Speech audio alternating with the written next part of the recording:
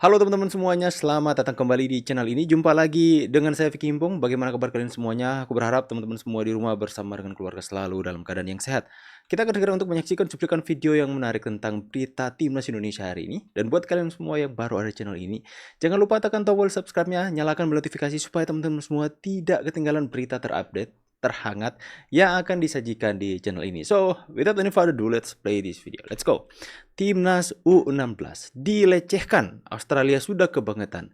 Full video cek YouTube Bobola TV katanya. Ini selebrasi mereka yang benar-benar melecehkan. Karena kita Timnas U23 kita mengalahkan Australia kan. Makanya mereka balas dengan selebrasi yang agak melecehkan. Lihat junior kalian dilecehkan. Nah, kita fight sama mereka. Mesti ingat ya. Kenapa mereka juga selebrasi berlebihan Australia sama kita? Tim senior juga saya akan panggil mereka nanti bulan September. Saya ingat lihat junior kalian dilecehkan. Nah, kita fight sama mereka. Mesti ingat ya. Kita ini bangsa besar ya. Jadi jangan takut.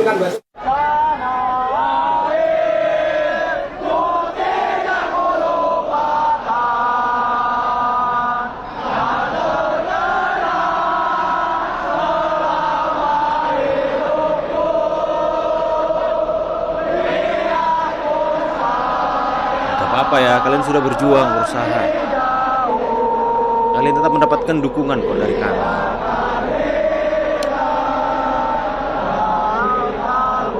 Mana tindakan melecehkan?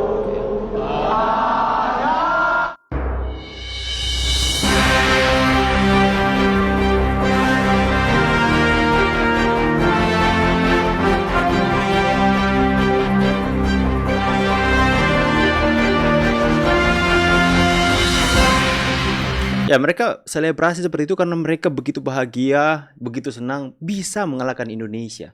Karena mereka sudah tahu kelas Indonesia sekarang sekelas apa. Ya, makanya mereka begitu bahagia. Kalau misalnya mereka melawan tim yang lemah, tim yang tidak kuat, mereka akan menerima setiap kemenangan dengan biasa aja. Tapi ini lawan Indonesia, mereka sudah tahu siapa yang mereka hadapi. Makanya begitu bahagia dan selebrasi seperti itu ketika mereka mengalahkan timnas Indonesia kita. Entah itu dari berbagai usia, U16, U23, tapi udah 3 hajaran mereka. Kita akan melihat bagaimana perlawanan timnas senior untuk apa yang dialami oleh timnas U16 ini bisa menjadi sebuah motivasi untuk mereka lebih garang lagi lapangan ya. Kita dukung penuh teman-teman. Oke, ini saya akan bacakan. Kerap kritik Sintayong, Gede Widiade tantang Bung Towel untuk mengelola klub biar tahu sulitnya. Ya. Ini pertanyaan atau pernyataan lagi. Ini pernyataan dari Towel. Kalau saya jadi ketua umum PSSI, saya berhentikan STY sekarang. Anda nggak bakalan menjadi ketua umum PSSI.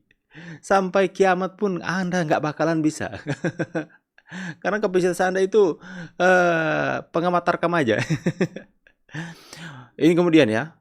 Bung Towel rekomendasikan Fahri Husaini dan Park Hang-seo sebagai pelatih timnas Indonesia katanya ya. Kemudian Bung Towel, Sintayong sudah mengatakan kita level Asia tetapi kalah 1-5 dari Irak. Lalu seandainya di Piala Asia kalau gagal dan tidak memperlihatkan penampilan yang sesuai saat lawan Irak. Vietnam dan Jepang PSSI tunggu apa lagi? Tidak usah buang waktu. Waktu sudah diberikan, kelengkapan sudah diberikan, fasilitas sudah diberikan, naturalisasi sudah diberikan. PSSI harus melakukan evaluasi. Ya seperti itulah si Towel ya teman-teman ya. Tapi yang dikatakan Coach Justin adalah jangan pernah kasih panggung sama yang bisanya sebar hal negatif. Saya setuju. Ya. Kemudian lagi dari Coach Justin, gila gue nggak ngerti yang bilang Sintayong itu jelek. Nggak paham gue, asli. Nggak ngerti bola, sesimpel itu. Dan kerap kritik Sintayong, Gede Widiade tantang Bung Towel untuk mengelola klub biar tahu sulitnya. Rasain, Bung Towel masih menjadi sasaran empuk bagi para fans timnas. Momen Bung Towel dilempari botol dan disoraki penonton saat sedang nobar timnas.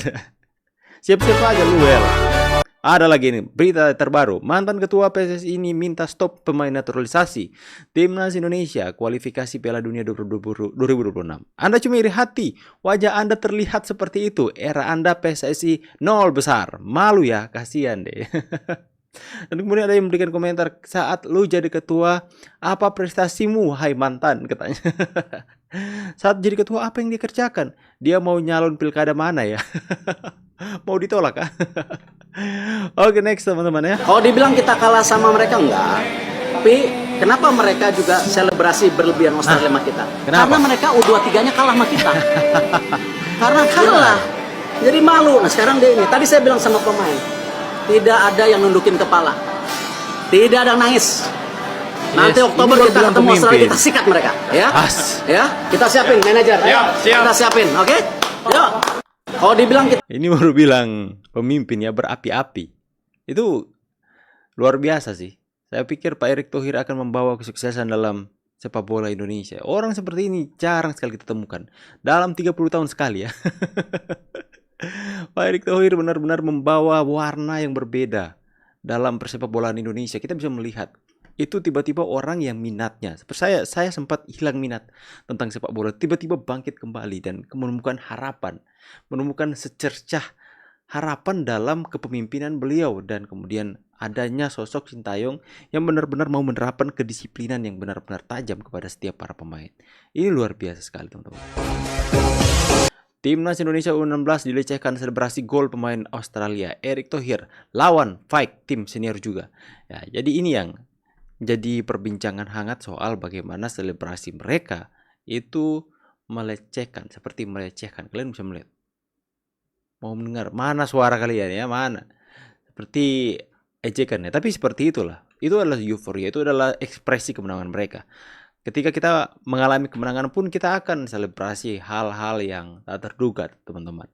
Tapi dalam sepak bola hal seperti itu biasa-biasa saja terjadi. Akan tapi saya pikir Pak Erick Thohir menggunakan kesempatan ini untuk boosting, untuk lebih memotivasi para pemain senior untuk nanti di Piala Dunia, kualifikasi Piala Dunia round 3 ketika bertemu Australia, seperti bakar semangat. Ini adik-adik kalian. Ini diejek loh dengan selebrasi mereka. Masa kalian mau membiarkan hal itu? Ayo balas dong.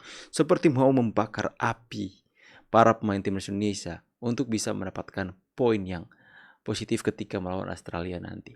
Ya. Tapi perjuangan adik-adik kita, timnas U16 kita sudah sangat-sangat baik. Ya, mereka sudah menunjukkan performa yang terbaik dalam lapangan.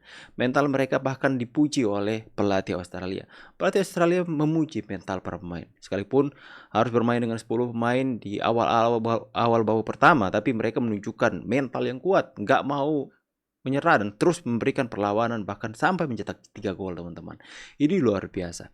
Mental seperti ini yang harus dibangun oleh timnas Indonesia kita. Mental seperti ini yang harus terus-menerus diberikan kepada pengalaman kepada para pemain timnas kita, agar supaya semakin hari, semakin mereka bertumbuh dewasa, mereka bisa tidak padam begitu saja bakat mereka, tapi mereka bisa berkembang, mereka bisa membawa itu, dan Indonesia mempunyai banyak gudang ya pemain-pemain yang hebat, ya bukan hanya sekedar memiliki bakat yang hebat, tapi mereka memiliki kedisiplinan. Kedisiplinan mereka sedang dilatih hari ini. Mereka memiliki ketangguhan. Bukan hanya ketangguhan fisik, tapi ketangguhan mental mereka. Mereka bisa kuat mental mereka agar supaya ketika mental mereka kuat, mereka bisa fokus, konsentrasi apapun yang terjadi di lapangan. Mereka akan bermain. Setiap individu akan memainkan peran mereka masing-masing untuk menciptakan permainan yang cantik, untuk berkolaborasi dengan yang lainnya, supaya tidak menjadi seperti beban dalam tim. Masing-masing mereka sudah punya banyak pengalaman, dan itu yang kita perlukan. Itu yang standar seperti ini yang coba mau dibangun oleh Coach Sintayong dan para pelatih yang lainnya. Itu mental mereka dibangun, kedisiplinan mereka dibangun, agar supaya ketika standar itu terpenuhi, saya percaya Indonesia dalam 10 tahun ke depan, bahkan mungkin lebih short lagi, 5 tahun ke depan, akan bisa mengambil peran dalam ajang-ajang internasional seperti Piala Dunia, mungkin masuk di sana ya. Bisa saja teman-teman, jika ini terus dipertahankan, ketua PSSI terus dipertahankan, setiap jajaran-jajaran yang ada yang benar-benar tidak mau adanya mafia bola di dalamnya, liga dibuat terstruktur dan sedemikian rupa, kemudian coach itu dipertahankan, karena membangun suatu timnas ini bukan hanya bicara soal 1-2 tahun saja, tapi berbicara soal jangka panjang, bagaimana build kualitas pemain. Itu yang kita berharapkan, dan itu yang saya katakan sejak awal, saya melihat adanya harapan di sepak bola Indonesia.